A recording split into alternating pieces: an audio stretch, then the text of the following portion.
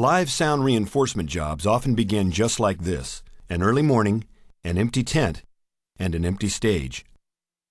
Within a few short hours, though, this area will be filled with people listening to live music.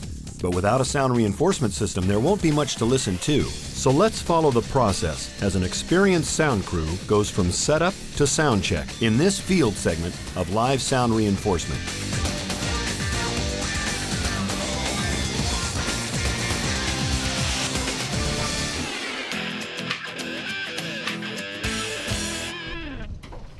Every live sound job starts the same way: getting the gear off the truck.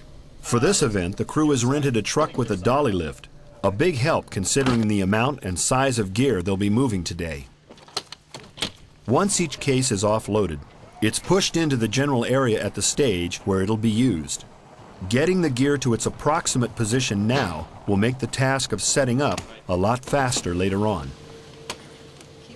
Down comes the front of house console, the biggest piece of gear on the truck. Notice how the crew is placed around the lift to make sure the case gets let down safely. The ground is wet and makes it difficult to handle the weight of the case. It takes 4 crew members working together to get it off the truck and pushed all the way to the front of house position under the tent. One case after another, the load-in continues, despite the early morning rain. It's not just for the protection of the gear.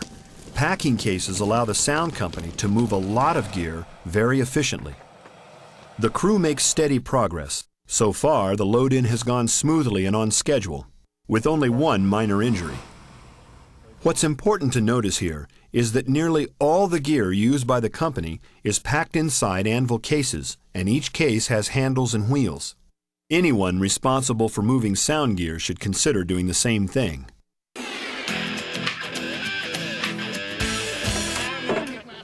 The crew begins setting up the PA. They start with the main speakers. The upper speaker cabinets slide onto wooden blocks set in the fly-track rail on the top of the lower speaker cabinets. This helps prevent any movement of the top speakers due to the vibration produced by the subwoofers and the cabinets beneath them. The top cabinets each contain a single 15-inch low-frequency speaker in a horn-loaded enclosure, a 10-inch mid-range frequency speaker, and a 2-inch exit compression driver mounted on a horn. The bottom cabinets each contain 2 18-inch subwoofers. The next issue is power. Because today's event is outdoors, power is being supplied from a diesel-powered generator, and the only way to connect it is to drag the lines there. 2 power snakes are hooked together to make the distance from the generator back to the system amp racks over 100 feet away.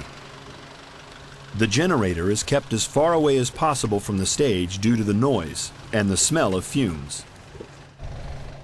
For this generator, the engineer makes 4 connections. First, he connects ground, which is green, then neutral, which is white, then the red and black connectors, which are hot. These connections will provide 2 120-volt legs of power back to the distribution box, which in turn will make available over 200 amps of power for use by the sound system. On the way back to the stage, the engineer checks the power lines. He knows that maintaining a lifeline with the generator is the only way to keep this show up and running. The AC power lines from the generator have been run back and connected to a power distribution rack or distro box here at the back of the stage area. The distro box provides 6 20-amp circuits via these Edison plugs, as well as these 5 double 30-amp circuits in the lower row. Notice that all 3 amp racks, as well as the master panel, are located behind the main speakers next to the stage. From this one central point, all the power and signal lines will be fed throughout the system. The first rack contains the power and crossovers for the monitors. The third rack contains the house amps, which power up the subs, lows, mids, and highs in the main speakers.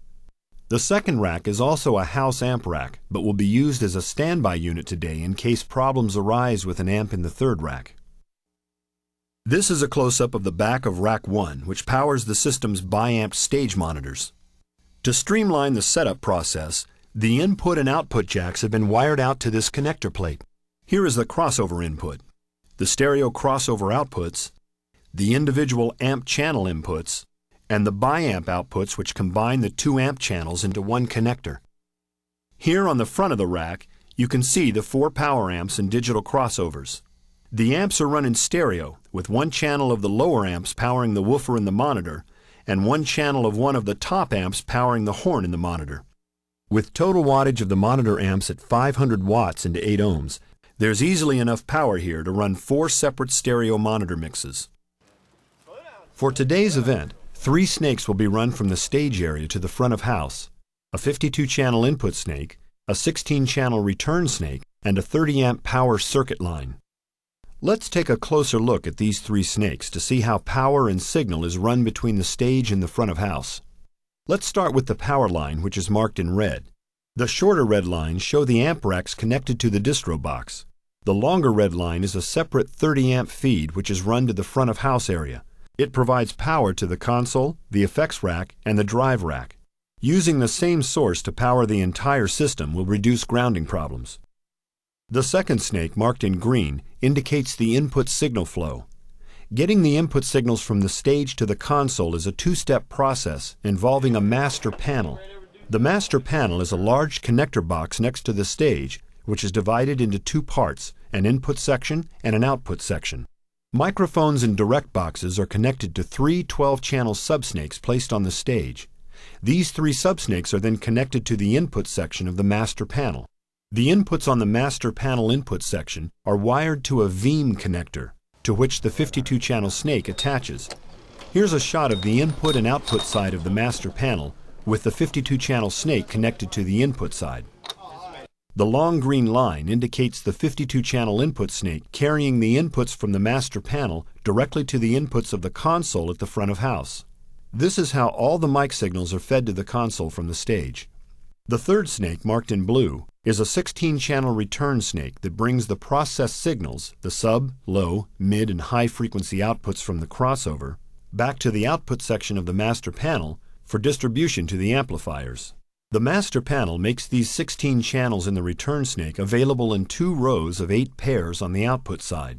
Sound engineers often use the word pairs when referring to a snake, such as a 16-pair cable or a 12-pair cable. This is because each cable in the snake has the capability to be wired with 2 connectors, a male XLR output connector and a female XLR input connector, thus a pair of connectors.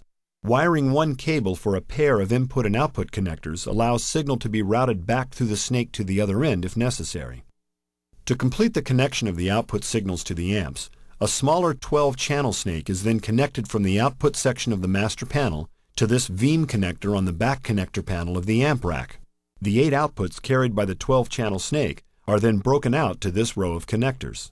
They correspond in order to the 4 stereo amp inputs of the amps in this rack and are connected accordingly.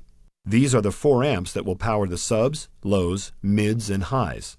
The outputs of the amps to which the speakers are connected show up in 2 configurations at the bottom of the rack, NL4 connectors and NL8 connectors. The NL4s contain 4 individual conductors, which can run 2 different amplifier channels down one 4-conductor speaker cable.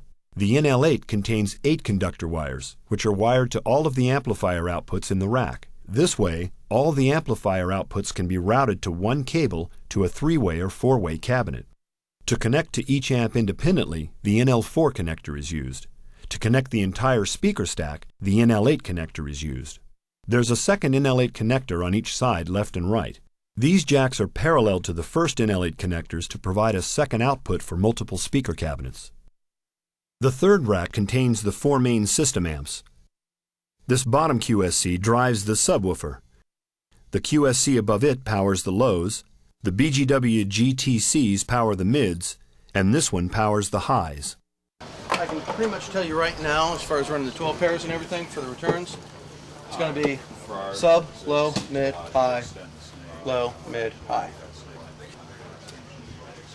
First monitor, second monitor, third monitor, fourth monitor.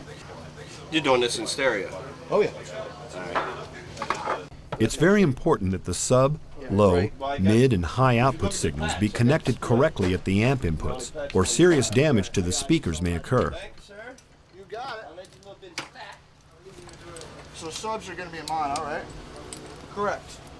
Patching is going 1, 2, 3, 4, sub, low, mid, high. With the clock ticking, the crew works steadily to get everything connected at the stage. Now they turn their attention to the front of house area. They set up 2 effect racks, a monitor EQ rack, and the console. For today's event, the front of house position is in a prime location, 40 feet in front of the stage and dead center.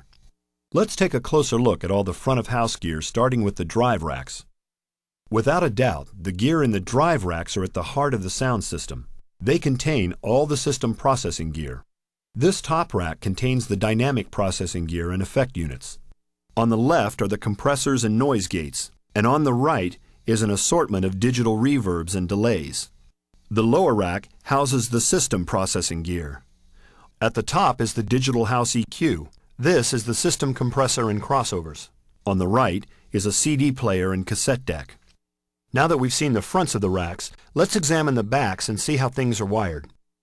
Here's the top rack. Notice that the left side of the rack contains the power distribution for the devices, and the right side contains the connector panel with the inputs and outputs of the devices. Keeping the racks consistent this way allows cabling to be run efficiently. These 2 multi-pin input connectors are for snakes that connect the rack with the console. This first 16-channel snake breaks out to 16 tip ring sleeve connectors which patch 8 compressors into the console. The second 16-channel snake patches 8 noise gates into the console. Below these 2 breakout panels is the effects connector panel. This is where the ins and outs of the digital reverbs and delays in the rack show up. These are patched to the console using simple harnesses. On the back of the lower rack, like the upper rack, the power distribution for the devices is located to the left side, and the connector panel is on the right. As we saw on the front, this rack contains the system processing gear, including the system EQs, compressors, and crossovers. These units are used to process the output signal of the console, whereas the dynamic compressors and noise gates are used to process the inputs coming into the console from the stage. Signal from the stereo output of the console is fed into the EQs, out of the EQs into the compressors, out of the compressors into the crossovers where it's divided into sub, low, mid, and high frequency outputs, and fed down the 16-channel return snake to the amps at the stage. That's the 16-channel return snake connected on the lower right-hand side. At the console, the engineer patches the output harnessing for the compressors and noise gates. This is the console end of the 52-channel signal snake, which is permanently patched to the console. When the 52-channel snake is fed from the stage, it's simply connected directly to this multi-pin connector, and the input wiring from the master panel to the console is complete. Once connections have been made between the effect racks and console, the engineer lays masking tape along the front of the mixer, under the aux ends, and under the submasters. Labeling the various inputs, outputs, effect sends, and aux sends will help him keep the mix organized. 3 bands are performing today, each with different instruments, and all 3 playing rotating sets throughout the afternoon. Marking everything is the only way to keep it all straight. The console being used today is a Yamaha PM3500 40-input split console. It's called a split console because the master control area here splits the console into 2 parts, one section of 24 inputs to the left and a smaller section of 16 inputs to the right. One benefit of the split console design is that from a more center position, the engineer can reach all the channels. A closer look at the master control section reveals more of the console's features. 4 stereo line inputs, 8 voltage-controlled amp faders, 8 aux sends, 8 submasters, and 8 matrix outputs, 4 of which are stereo. The matrix section is a powerful feature of the console. It's made up of 8 rows of 10 input knobs and 1 output knob. Each input corresponds to one of the submaster buses or left and right bus. So the 10x8 matrix design refers to its ability to have 8 separate and distinct mixes of the 10 submasters. For example, matrix 1, which is the first vertical row of 10 input knobs, represents the output of submaster buses 1 through 8 and the left and right bus. Matrix 1 can have less or more of any of these 10 buses. Matrix 2, the second row of 10 input knobs, can have any amount of the 10 submaster buses it wants, and so forth on down the matrix. During complex sound reinforcement setups, signal may be needed for a variety of other feeds, such as a recording setup, or a video feed, or delay speakers or fill speakers, to name a few. This makes the console extremely flexible in routing signal beyond the typical left and right main outputs. Below the matrix are the console's 8 auxiliary sends.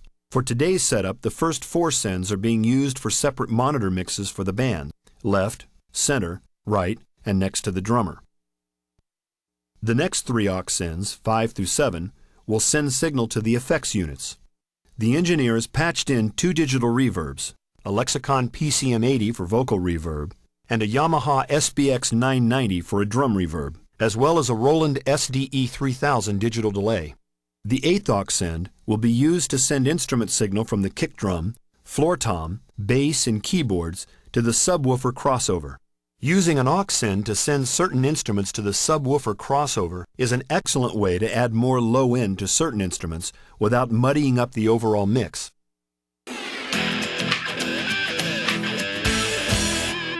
With a CD connected to one of the stereo line inputs on the console, the engineer now checks the system signal chain. This is done to ensure that output from the console is correctly passing through the house EQs, through the compressors, and into the crossovers. The crossovers are set to the manufacturer's suggested settings for the speakers and horns being used in the main speaker cabinets. In this case, roughly 80 Hz and below for the subs, 250 Hz for the mids, and 3 kHz and above for the horns. To protect the main speakers while the signal chain is checked, they're muted with a muting switch on the crossover. After the engineer confirms signal chain on the left and right side, he turns the mains up and runs pink noise generated from the console's pink tone generator through the system to make sure the speakers are connected properly. To protect the speakers, the process is always done the same way. Highs first, then mids,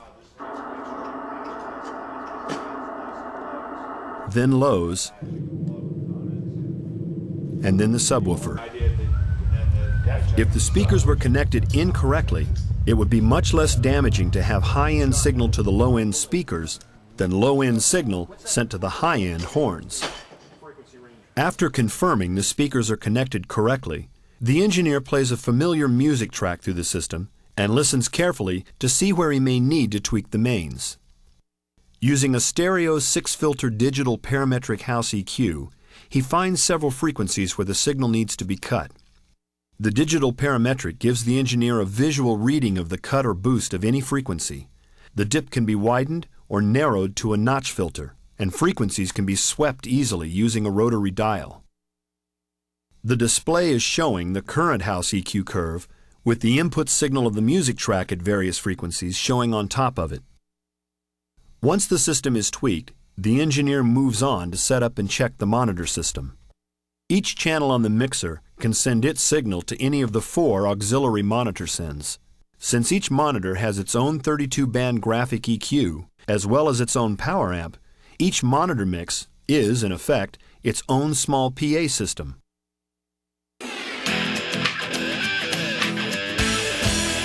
While waiting for the first band to arrive, the crew has already set up a variety of mic stands. 3 12-channel subsnakes are laid out on the stage. One will be used for the downstage inputs, which are the vocal mics. The second and third will be used for the upstage inputs, which include the guitar amps, drum kit, bass, keyboard, and any other instruments. All 3 subsnakes are then connected to the master panel and clearly labeled.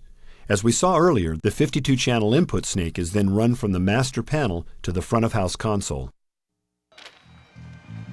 As soon as the band arrives, the crew begins miking up the drums. They know the sooner they get everything connected, the more time they'll have to solve any electrical problems that will pop up during the sound check. The kick drum mic is placed inside the drum head, about 6 inches away from the beater. These tom mics are Electrovoice ND408s. Notice the capsule is swivel mounted and can be pointed down towards the point of impact on the tom head while remaining out of the way of the drummer. Each mic is labeled and marked. A combination of dynamic and condenser mics are used on the drums. Here, the engineer adjusts the overhead drum mics, a pair of Sennheiser ME40 condensers.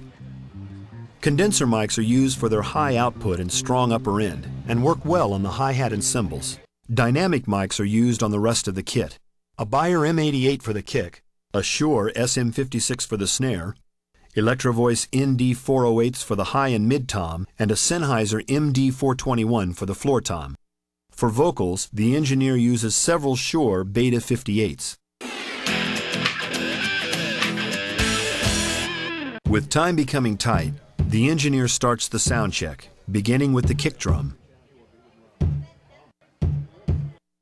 then the snare,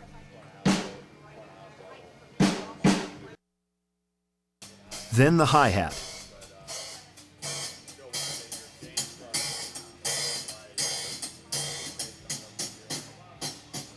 then the toms.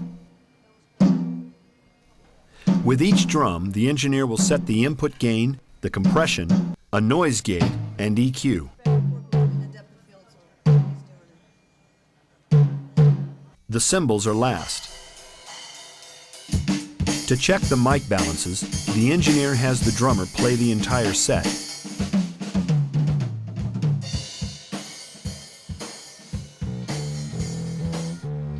Next is the bass, which is run through a direct box from the back of the bass head into a subsnake.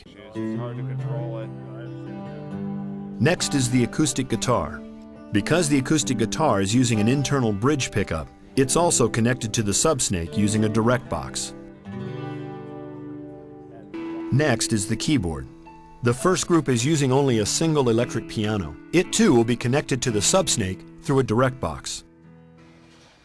While sound checking the remaining instruments, the engineer discovers a problem. The violin, which is using a wireless RF transmitter, is breaking up and sending a lot of noise in the signal. At the stage, the engineer decides to bypass the wireless entirely and run the output cable from the pickup on the violin into a direct box. Experienced sound engineers know there's always going to be a problem of some sort. That's why they always try to run a sound check before the performance begins.